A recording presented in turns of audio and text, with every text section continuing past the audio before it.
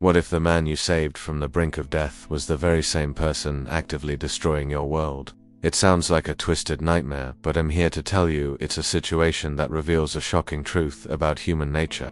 Most people believe that power corrupts, and that's the end of the story. But I believe that sometimes, the only way to find your soul is to lose everything else first. This is a story that proves that even the most powerful CEO can be humbled, and the most devastating betrayal can be the beginning of an unthinkable redemption. Have you ever felt like you were fighting a losing battle, pouring your heart into protecting something you love while a faceless, unstoppable force threatens to take it all away? It's a painful, isolating feeling. Now, imagine you find a connection, an unexpected understanding with someone in the middle of your struggle, a flicker of hope. You begin to trust them, to care for them, only to discover they are the secret architect of your pain. The truth is, the line between enemy and savior is terrifyingly thin. In this story, we're going deep into that dynamic. We're exploring a connection so powerful it's forged in the wilderness under the threat of death, and a secret so catastrophic it has the power to shatter not just a hearts, but an entire legacy. You are about to witness how a man who controlled the world had to crash on a mountain to finally land on his own conscience. Stay with me, because how this secret is revealed, and what rises from the ashes of that revelation, will challenge everything you believe about forgiveness, power, and love. In the blink of an eye, Andrew Reed's universe, one built on the bedrock of steel, glass, and corporate ambition, simply fell apart. I mean, think about it. One moment you're on top of the world, brokering billion-dollar deals, and the next, the sky rips open and the ground rushes up to meet you. It's a funny thing, isn't it? The same force of gravity that keeps everyone's feet on the ground suddenly decides it's time to turn your world upside down. This was a brutal, first-hand lesson in the illusion of control, a stark reminder that we're never really in charge. That sudden freefall was the terrifying start of his plane crash survival. The silence that followed the chaotic symphony of tearing metal was, believe it or not, even more terrifying. Just imagine the ringing in your ears, the sharp scent of jet fuel and pine, and the cold, sinking realization that you are utterly alone. The luxury watch on his wrist, which once dictated the frantic pace of his life, now just mocked him with its pointless precision. Right then, Andrew wasn't a CEO, he was just a man, bleeding and broken.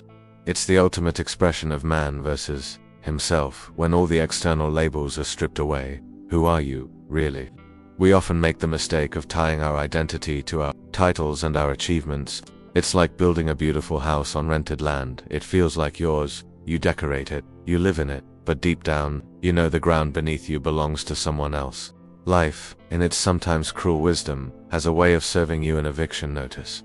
For Andrew, the jet crash was his notice.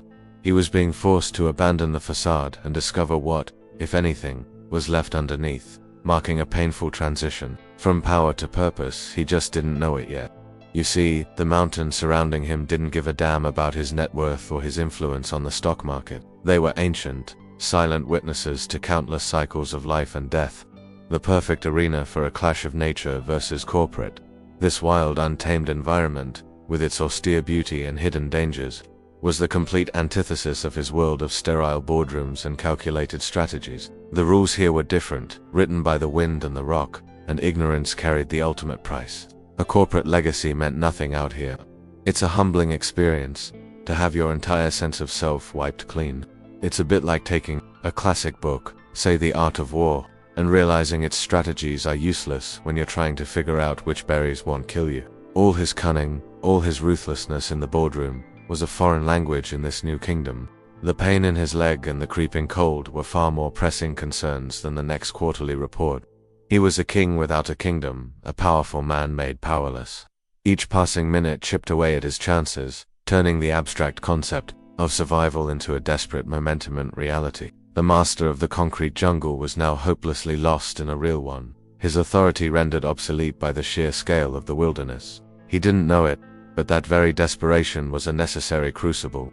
Little did he know that amidst this desolation, an unexpected connection was about to alter not just his chances of survival, but the very core of his soul. Just as the last vestiges of hope began to fade, a figure emerged from the dense woods. It wasn't a search party or a park ranger, but a lone woman, moving with a quiet confidence that seemed to be part of the landscape itself. This was Ella Thomas. She didn't see a titan of industry, she saw a man in desperate need. With practiced efficiency, she assessed his injuries, her calm demeanor a stark contrast to his rising panic. In that moment, the first thread of an unexpected connection was woven, a bond formed not in a boardroom, but in the raw honesty of a life-or-death situation. Ella was the human embodiment of the wilderness, tough, resourceful, and completely unimpressed by the outside world. Her life was a testament to self-sufficiency, a concept Andrew had only ever understood in financial terms. He had teams for everything. She was the team. Watching her splint his leg with nothing more than branches and strips of her own gear was like watching a master artist at work. This was the first time she saved him tuitions from the unforgiving wilderness, and in a way, he couldn't yet comprehend, from himself.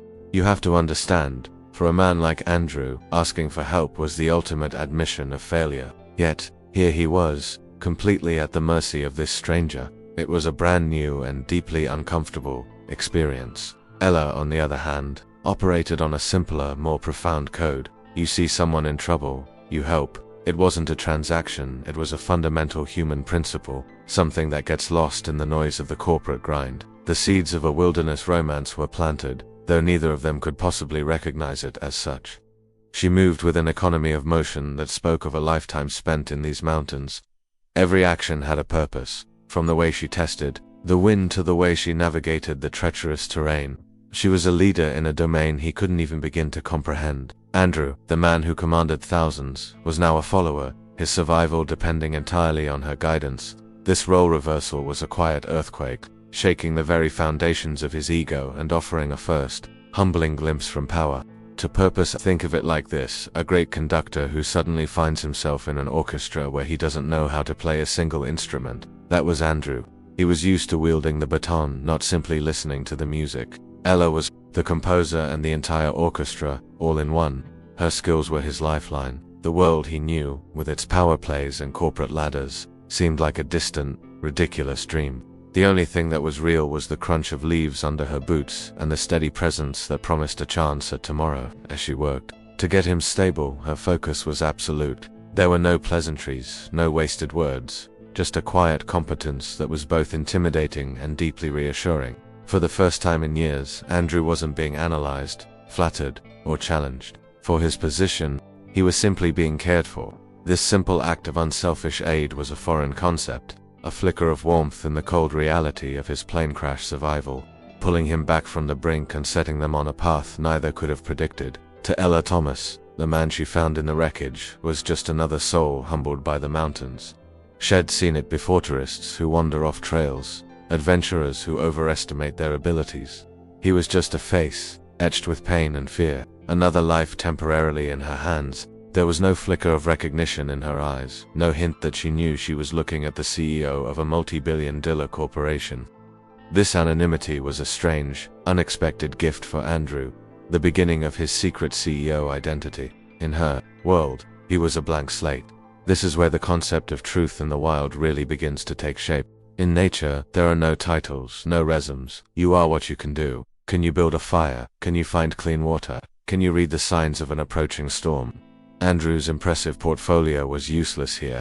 Ella saw him not as Andrew Reed, the corporate raider, but simply as the survivor. This unintentional gift of obscurity allowed him to exist, for the first time in decades, without the heavy cloak of his own reputation. Think about the masks we all wear. We have a work mask, a family mask, a social mask. It's like having different apps open on your phone for different functions. Andrew's CEO app had been running for so long, had almost forgotten how to close it. Ella's ignorance of his identity forcibly shut it down. He couldn't leverage his name, couldn't buy his way out of this situation. He was just a man named Andrew, and for some strange reason, that felt both terrifying and liberating. Her focus was entirely on the practicalities of their situation. "Can you walk?" Shed asked, her voice steady and even. It wasn't a question about his status, but about his physical ability. Every interaction was stripped down to its essential core, a raw form of communication he hadn't experienced since he was a child. He was being judged not by his past accomplishments, but by his present resilience. This was a new kind of test, one that his wealth and power couldn't help him pass. She treated him with a professional, almost detached, kindness. It wasn't cold, but it was efficient. It was the kindness of a doctor treating a patient, a mechanic fixing an engine. She was focused on the problem at hand, getting him out of the wilderness alive. This lack of awe or deference was a quiet shock to his system. He was so accustomed to people reacting to his name, to his power. Her complete indifference to it created a space where an unexpected connection could actually grow free from the distortions of fame and fortune. So, the journey began under this strange pretense. He was the patient, she was the savior.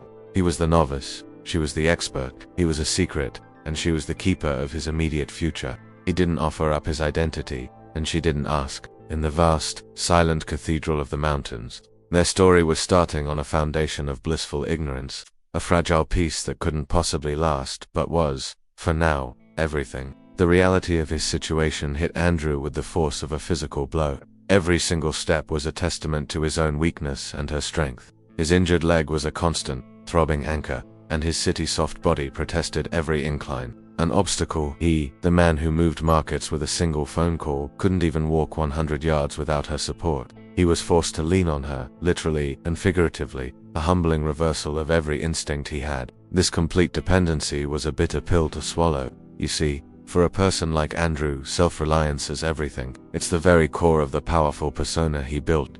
But here, that was stripped away. It's like a world-class sprinter breaking their leg. The one thing that defined them is now the source of their greatest vulnerability.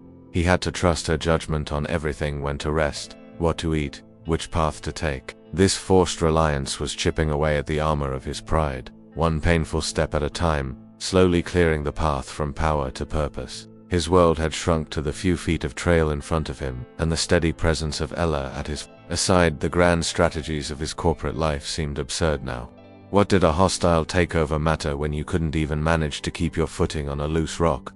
He was a child again, learning the basic rules of a world he never knew existed, and Ella was his patient, no-nonsense teacher, guiding him through this harsh but vital curriculum. He was completely out of his element. This total reliance began to foster a strange kind of intimacy. There's a unique bond that forms between the rescued and the rescuer, a raw connection forged in shared hardship. He saw the subtle shifts in her expression as she read the terrain, heard the quiet confidence in her voice when she gave a command. He was observing a master at work, and his grudging respect was slowly morphing into genuine admiration. This was the true beginning of him falling for the enemy, though he didn't know the full irony of that just yet. Think of how this changes a person's perspective.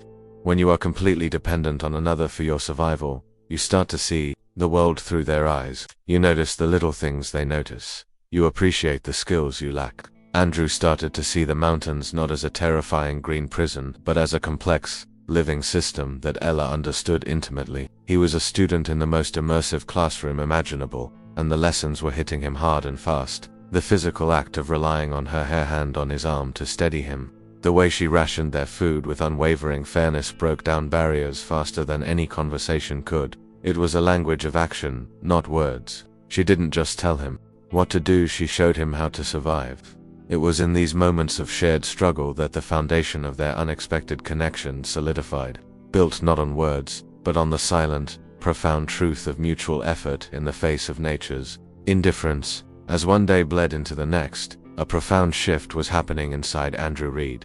The initial shock and resentment of his dependency were slowly being replaced by a deep, undeniable awe. He watched Ella identify edible plants, predict a coming storm by the scent of the air, and build a shelter that kept them dry through a torrential downpour. These weren't skills you learned in a boardroom, this was wisdom etched into her very being. It was a humbling education in what true capability looked like, far from the world of spreadsheets and stock tickers.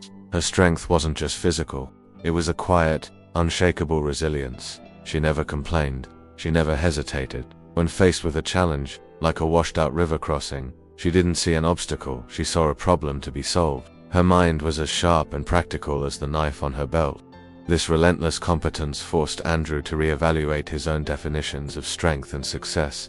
His power was in delegation and influence, hers was in direct, tangible action. The mountains and morals she lived by were becoming clearer to him. It's a powerful thing to witness mastery up close. It's like watching a virtuoso musician play. You can't help but be mesmerized. For Andrew, Ella's wilderness expertise was a symphony of survival. He began asking questions, not out of skepticism, but out of genuine curiosity. How did you know that? Head asked, after she pointed out deer tracks he had completely missed. Her answers were always simple, direct, and devoid of ego. She was sharing a piece of her world with him, and he found himself leaning in, wanting to learn more. This journey was systematically dismantling his ego. He, who was accustomed to being the smartest person in any room, was now a complete novice. He had to admit he knew nothing. This admission is one of the hardest things for a powerful person to do, but it's also the most liberating. It opens the door to actual learning and growth. The wilderness wasn't just a physical challenge, it was a spiritual and intellectual one, forcing a confrontation with his own limitations in a classic tale of man versus himself. The contrast between them was stark, and, to his surprise, sometimes humorous. He'd stumble over a route she seemed to glide over. He'd be exhausted while she seemed to draw energy from the environment itself. He was a guest in her home, and she was the perfect, if demanding, host. This slow, arduous trek was a pilgrimage. He didn't know he needed, stripping away the non-essential and forcing him to see the world, and himself, with new eyes. He was being humbled, and it was the most important lesson of his life. He began to notice the small detailed lines of concentration on her face, the way she would pause to simply listen to the forest. He was seeing her not just as a guide, but as a person deeply connected to the world around her. This growing respect was the fertile ground where a deeper connection could take root. He was no longer just the survivor, he was becoming her student, silently absorbing the truth in the wild that she embodied so effortlessly. As the physical ordeal became a shared routine, the emotional walls between them began to crumble. It started in the quiet moments, huddled around a small, crackling fire under a vast starry sky. The silence, once heavy with tension, became comfortable, an invitation to speak. Andrew, surprisingly, went first. He spoke not of his corporate triumphs, but of a childhood memory, a failed attempt at building a Tarsus. It was a simple, human story, stripped of all bravado, and it made her laugh, a real, genuine laugh that echoed in the quiet night. Ella, in turn, began to share pieces of herself. She talked about the eagle she had watched grow from a fledgling to a hunter, the lessons her grandfather had taught her about the land. Her stories weren't just anecdotes, they were parables, filled with the simple, profound wisdom of a life lived in harmony with nature. For Andrew, listening to her was like drinking cool water after a lifetime of drinking champagne. It was refreshing, real, and deeply nourishing. Their unexpected connection was deepening with every shared word. Laughter became their common language. He'd make a self-deprecating joke about his clumsiness, and she'd smile. She'd tell a dryly witty story about a bear outsmarting a tourist, and he'd find himself chuckling. In the shared space of humor and vulnerability, they were no longer just a guide and a survivor, they were Andrew and Ella. It's a bit like learning a new language at first. It's awkward and clunky, but soon you find a rhythm, a flow, and you can communicate things you never thought possible. This is the magic that happens when we allow ourselves to be vulnerable. It's a scary thing, to show someone the parts of you that aren't polished and perfect. But it's also the only way to build true intimacy. For Andrew, a man who viewed vulnerability as a fatal weakness in business, this was a revolutionary act. He was sharing his fears, his exhaustion, his newfound wonder, and in return, she met him with understanding, not judgment. This was the heart of their budding wilderness romance. He found himself captivated by her, not just for her skills, but for who she was. He was falling for the enemy, though the enemy part was still a secret buried deep within him. He was falling for her quiet strength, her fierce independence, and the surprising gentleness she revealed in small moments. He was seeing a way of life, a set of values, that stood in stark contrast to his own, and he was inexplicably drawn to it. The nights were no longer just about surviving the cold, they became a sanctuary for connection. They talked about dreams, regrets, and the simple things that brought them joy. In the vast, silent wilderness, surrounded by the impartial majesty of the mountains, they found a space to be their most authentic selves. They were just two people, sharing stories and warmth, slowly building a bond that felt more real than anything Andrew had ever known, a bond that would soon be tested in the most profound way imaginable. One evening, as the fire cast dancing shadows on the rock face behind them, the conversation took a more serious turn. Ella's voice grew quiet, tinged with a mix of fierce pride and deep-seated anger. She began to speak about her land, the very ground beneath their feet. It wasn't just property to her, it was a living entity, a sacred trust. She explained how it had been in her family for generations, a legacy passed down not in dollars, but in stewardship and respect. This was the heart of her land, legacy, and love. She painted a picture for him, not of acreage and property lines, but of memories. She described learning to track from her father in these same woods, of her grandmother teaching her which herbs to use for medicine. Every tree, every stream, had a story. Her connection to this place was primal, a part of her DNA. You could hear the love in her voice, a fierce, protective love that Andrew, who only understood land in terms of its development potential, found both foreign and deeply moving. Then, her tone hardened. She spoke of a threat, a faceless corporation from the city. A company called Apex Development, she said, the name sounding like a curse on her lips. They saw her home not as a legacy, but as an asset to be liquidated. They wanted to build a luxury resort, with a golf course and exclusive chalets, effectively clear-cutting her family's history to make way for profit. The battle was a classic case of nature versus corporate, and she was on the front lines. She described the fifth legal notices, the pressure tactics, the condescending offers to buy her out. She spoke of the community's struggle, of families being torn apart by the promise of money versus the preservation of their way of life. She wasn't just fighting for herself, she was fighting for a principle, for the idea that some things shouldn't have a price tag. Her quiet strength, which he had admired for days, was now revealed to be the armor of a warrior defending her home. For Andrew, this story was more than just a tale of injustice, it was a mirror. He knew this world of hostile acquisitions and ruthless development. He had built his empire on it. He saw the pain and frustration in her eyes, the righteous anger of someone being crushed by an unstoppable machine. And for the first time, he felt a pang of something unfamiliar, a sense of shared humanity with the people on the other side of his deals. A flicker of a corporate conscience. She looked out into the darkness, her jaw set. They won't win, she said, more to herself than to him. This land has a soul. They can't buy that. Her words hung in the air, a declaration of war against an enemy she thought was a world away. She had no idea she was speaking to the very architect of her potential ruin, pouring her heart out to the one man who held the power to either save her legacy or destroy it completely. As she uttered the name Apex Development, time seemed to freeze for Andrew. The crackling of the fire faded, the cool night air vanished, and all he could hear was a deafening roar in his own head. Apex Development wasn't just some faceless company. It was his company. It was a subsidiary he had acquired last year. A strategic purchase to expand his empire into luxury real estate. The irony was so staggering, so cosmically cruel, that he felt the air leave his lungs. He was the monster in her story.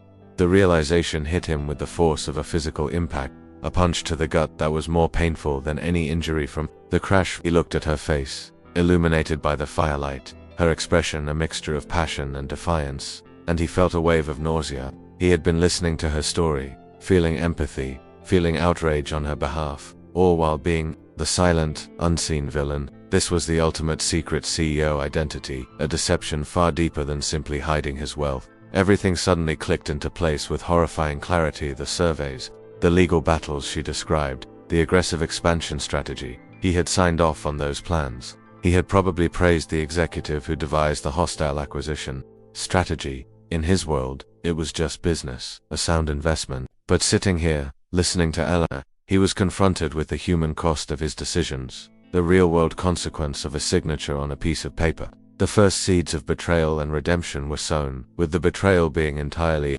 his, he felt a chasm open up beneath him.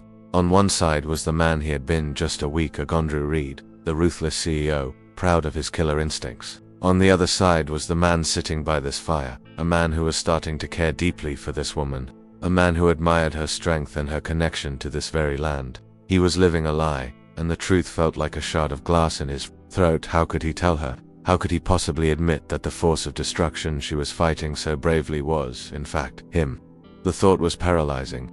Every moment of connection they had shared stories, the laughter, the shared vulnerability was now tainted by this horrific secret. Her trust, which he had just begun to earn, felt like a fragile treasure he was about to shatter into a million pieces. His internal conflict, the true battle of man versus himself, had just reached an entirely new, agonizing level. He just stared into the fire, his mind racing. He said nothing. The silence that followed her impassioned speech was filled with his unspoken, catastrophic truth. He was a fraud, a hypocrite. The truth and the wild that he had begun to admire felt like a judgment against him. He had been humbled by the mountains, but he was about to be broken by a single devastating revelation that was his, and his alone, to bear. The weight of his secret was suffocating. Every kind word from Ella, every shared glance, now felt like a turn of the knife. Guilt was a constant, bitter taste in his mouth. He chose the coward's path, silence. He couldn't bring himself to confess, to watch the admiration in her eyes turn to disgust and betrayal. So he hid, retreating behind the facade of the grateful, ignorant survivor. This lie, born of fear, began to poison the very unexpected connection that had saved him. He was torn in two. One part of him, the CEO, screamed about fiduciary duty, shareholder value, and the strategic importance of the Apex project. That voice was pragmatic, ruthless, and had served him well his entire life. But a new voice, one that sounded a lot like Ella's, whispered about legacy, integrity, and the soul of the land. This was the ultimate battle between nature versus corporate, and it was raging within his own heart. He was a walking civil war.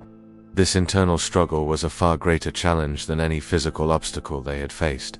It was a constant, draining exercise in deception. He had to carefully edit his words, to feign ignorance about business, to pretend he didn't understand the very mechanisms he had perfected. The secret CEO identity was no longer a simple omission, it was an active, exhausting performance. He was an actor in a play where he knew the tragic ending, and it was tearing him apart. He found himself looking at the mountains differently now. He saw not just beauty, but the land, legacy, and love that Ella had described. He saw what was at stake. His business loyalty, once an unshakable pillar of his identity, was now pitted against a newfound empathy that felt raw and dangerously real. He was caught between two worlds, belonging to neither. This agonizing conflict was the new core of his man versus himself journey. Think of it like being a spy who falls in love with their target. Every moment of tenderness is an act of treason. Every shared secret is a betrayal of your mission. Andrew felt like a traitor to his own company and, more painfully, a traitor to Ella. He was accepting her care, her stories, her trust, all under false pretenses. This guilt was a heavier burden than his own injured body, a wound that no amount of wilderness medicine could heal. The irony was crushing. Here, in the heart of the wild, where he was supposed to be finding some elemental truth, he was living his most profound lie. The concept of truth in the wild had become a cruel joke. He was so close to something real, something that could genuinely change him from power to purpose, but it was all built on a foundation of deceit. He knew the longer he waited, the worse the inevitable explosion would be. Their journey grew more perilous. A sudden blizzard descended from the peaks, trapping them in a hastily dug snow cave for 2 days. The howling wind was a constant reminder of their fragility. In that claustrophobic space, with nothing but each other's presence to fend off the crushing isolation, Andrew's internal crisis reached a fever pitch. What did his empire mean in the face of this raw, untamable power? The storm wasn't just outside, it was inside him, forcing him to question every pillar of his existence. He watched Ella.com and methodical even in the face of potential death. She rationed their last bits of food, her focus unwavering. She wasn't thinking about stock prices or market shares, she was thinking about survival, about the fundamental act of staying alive. Her example was a powerful indictment of his own life, a life spent accumulating things that had zero value in this moment. The mountains and morals she embodied were no longer just an interesting philosophy, they were a lifeline. It's in moments of extreme pressure that our true values are revealed. It's like squeezing an orange, you don't get apple juice. Under the immense pressure of the storm, Andrew realized his own values were hollow. Power, wealth, influence, ethics were all ghosts here. He began to see his life's work not as a monument to success, but as a testament to a profound emptiness. He had conquered the corporate world, but he had failed to build a life of any real meaning. This was the painful crux of his transformation from power to purpose. Later, they faced a near-vertical cliffside they had to traverse. His fear was primal, paralyzing, but Ella, tethered to him, guided him through it, her voice a steady anchor in his terror. "Don't look down, look at me," she commanded. In that moment, trusting her completely, he realized that real, human trust was a currency more valuable than any he had ever traded. The foundations of his worldview were not just cracking, they were crumbling into dust. He started to see his past actions through her eyes. The hostile takeovers, the ruthless downsizing, the relentless pursuit of profit at any cost, it all seemed so barbaric now, so disconnected from what it means to be human. He was the product of a system that celebrated the very things that would get you killed out here, selfishness, arrogance, and a disregard for the ecosystem around you. The clash between nature versus corporate was becoming a verdict on his entire life. This journey through nature's crucible was forcing a complete re-evaluation of his identity. He wasn't just questioning his business practices, he was questioning his own soul. The man who had entered these mountains was dying, and he wasn't sure what was being born in his place. The one thing he knew for certain was that he could never go back to being the person he was. The wilderness was breaking him down to rebuild him, whether he was ready or not. In the crucible of shared danger, their bond deepened into something undeniable. The physical proximity required for survival bled into an emotional intimacy that caught them both by surprise. A simple touch to steady him on a treacherous path. A shared look of relief after a close Caltheus moments became charged with unspoken, meaning they were falling into a rhythm of mutual reliance and quiet affection, a perfect, fragile bubble of love in isolation. This growing closeness made Andrew's deception all the more agonizing. The closer they got, the bigger the lie became. It was like trying to conceal a growing fire in a small room soon. The smoke would be too thick to ignore. He cherished their late-night conversations, yet dreaded them, always fearful of a question that would force him to either lie outright or confess. The tension between the truth in the wild and his carefully constructed fiction was becoming unbearable. For Ella, opening her heart was a rare and precious act. She found herself trusting this man, this stranger from another world, in a way she hadn't trusted anyone in a very long time. She saw a change in him, a humility and a gentleness that she found herself drawn to. She was falling for the enemy, but to her he was just Andrew, the man who listened to her stories with a painful intensity in his eyes, who seemed to understand the ache in her heart over her land. It's a strange paradox, isn't it? To find the most honest connection of your life while living a complete lie. Andrew was experiencing a level of emotional truth he never knew existed, all while being fundamentally dishonest. Every genuine laugh felt like a betrayal. Every moment of shared vulnerability felt like a theft. He was caught in a trap of his own making, his secret CEO identity, a ticking time bomb strapped to the heart of their burgeoning wilderness romance. One evening she almost touched the subject directly. "You seem different," she said, studying his face in the firelight. "Like you're carrying something heavy." He nearly broke. He nearly confessed everything, but fear, that old familiar companion, held him back. He deflected with a half-truth about surviving the crash, leaving the real weight, the real burden, unspoken. Between them, the moment passed, but the tension lingered, thicker than ever.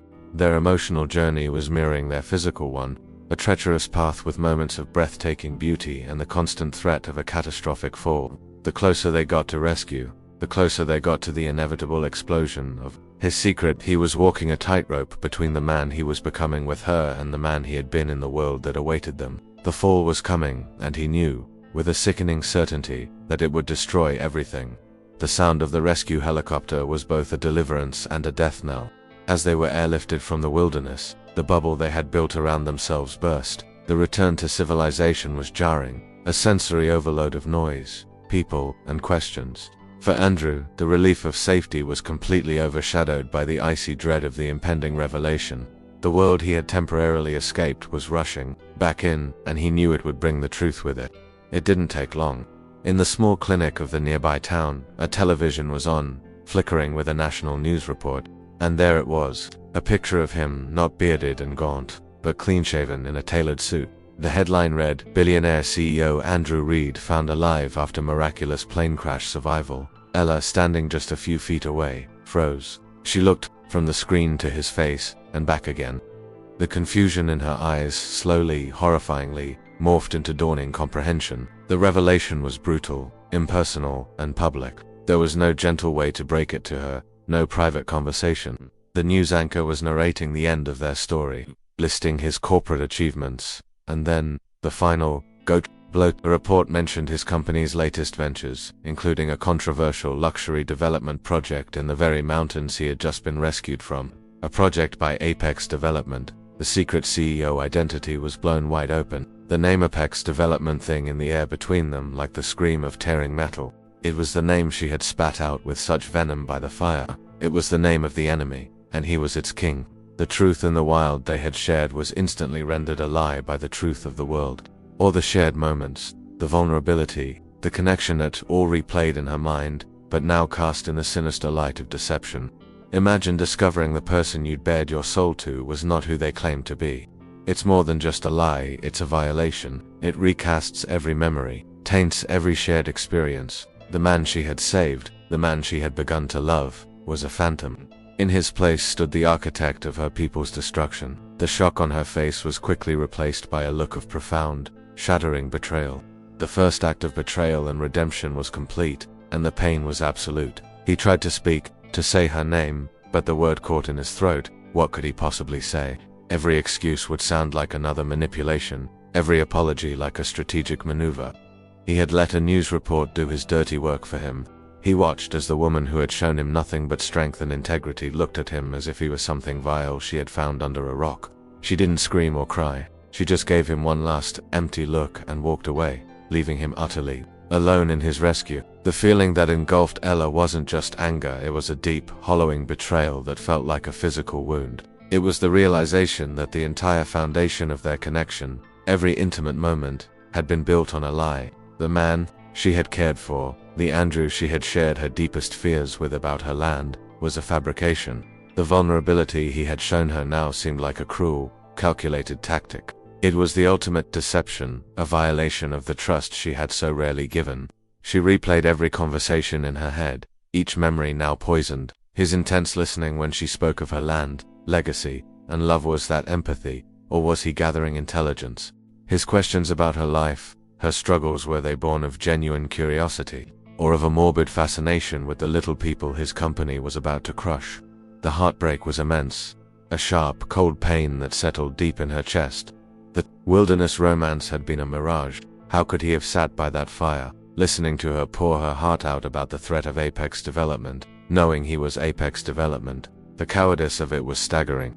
He had looked her in the eye and let her believe he was an ally, a kindred spirit.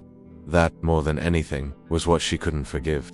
He hadn't just hidden his identity, he had used her honesty and passion against her, making a mockery of her fight. The man she thought she had saved was a ghost.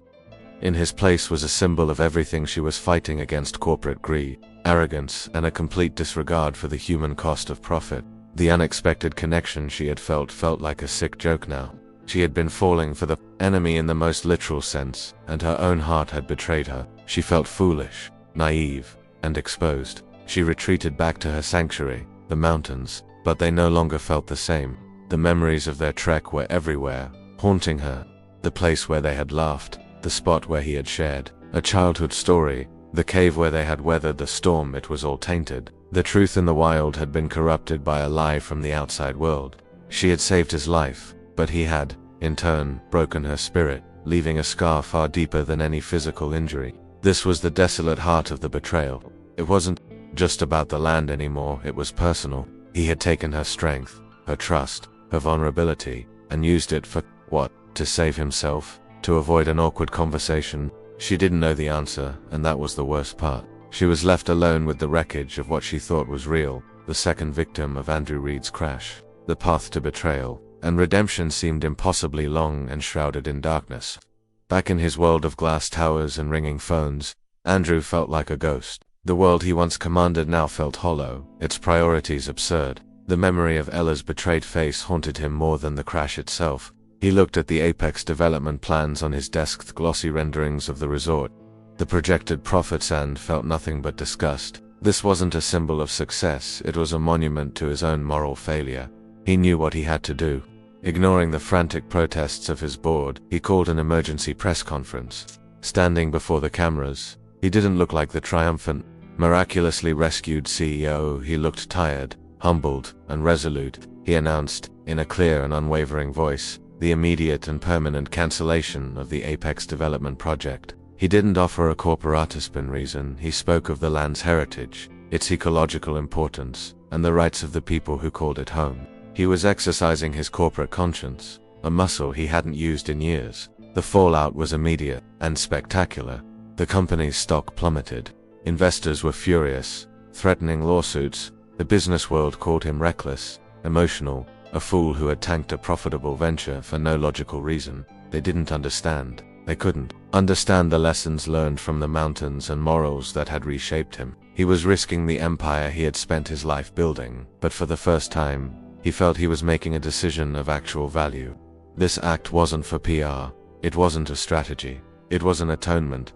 It was the first step on the long road to betrayal and redemption. He knew that protecting her land, legacy, and love was more important than any balance sheet. He had destroyed her trust, but he could, at the very least, protect her home. It was a public act intended as a deeply personal apology, the only one he could make from a distance. This was the ultimate pivot from power to purpose. He was using the immense power he wielded not to accumulate more for himself, but to protect something sacred, something real. He was finally aligning his actions with the man he had started to become in the wilderness. He was choosing Ella's world over his own, the values of the mountain over the values of the market. It was a declaration that the man who crashed in that jet was not the same man who was rescued. He didn't know if she would ever know the full story, or if she would even care. He didn't do it for her forgiveness, not really. He did it because it was the right thing to do. It was the only way to silence the ghost of the man he had been. He had let his actions speak, hoping that in the quiet of her mountains she might hear them, a first, desperate signal from a man trying to find his way back not to power, but to grace. Weeks later, after the corporate storm had somewhat subsided, he did the one thing he was most terrified to do. He went back. He didn't arrive in a helicopter or a luxury SUV, but in a simple, rented truck. He drove to the edge of her land and walked, following the familiar path, his heart pounding with every step. He wasn't there as Andrew Reed, CEO. He was there as Andrew Reed, the man whose life she had saved, the man whose soul she had inadvertently cracked open. He found her near her cabin, chopping wood. The rhythm of the axe was steady and strong. Just like her when she saw him, she didn't stop. She just continued her work, her face an unreadable mask. He didn't approach with excuses or justifications. He simply stood there, waiting, allowing the silence to be his first admission of guilt. He had to show her that he wasn't there to command or persuade, but to submit to her judgment. This was the final, most important step from power to purpose. "I didn't come here to defend what I did," he began, his voice quiet, stripped of its usual authority. "It was wrong. It was cowardly. I can't explain the man I was, because I don't recognize him anymore." He spoke of the wilderness, of what he learned from her, of how she had shown him a different way to be. He wasn't asking for forgiveness as a powerful man making a concession, but as a student speaking to his master, a changed man acknowledging his creator. This was his real plea for redemption, not the press conference, not the money he had lost. It was this moment, standing before her, completely vulnerable, with no power or leverage. It was a continuation of the truth in the wild, the one he had failed to honor before. He explained that halting the project wasn't a business decision. It was a personal one, the first choice he had made as the man he wanted to be, not the CEO he was expected to be. He told her, "You saved my life in those mountains, Ella, that's the truth. But you did something more. You showed me what a life is worth." It was a raw, honest confession.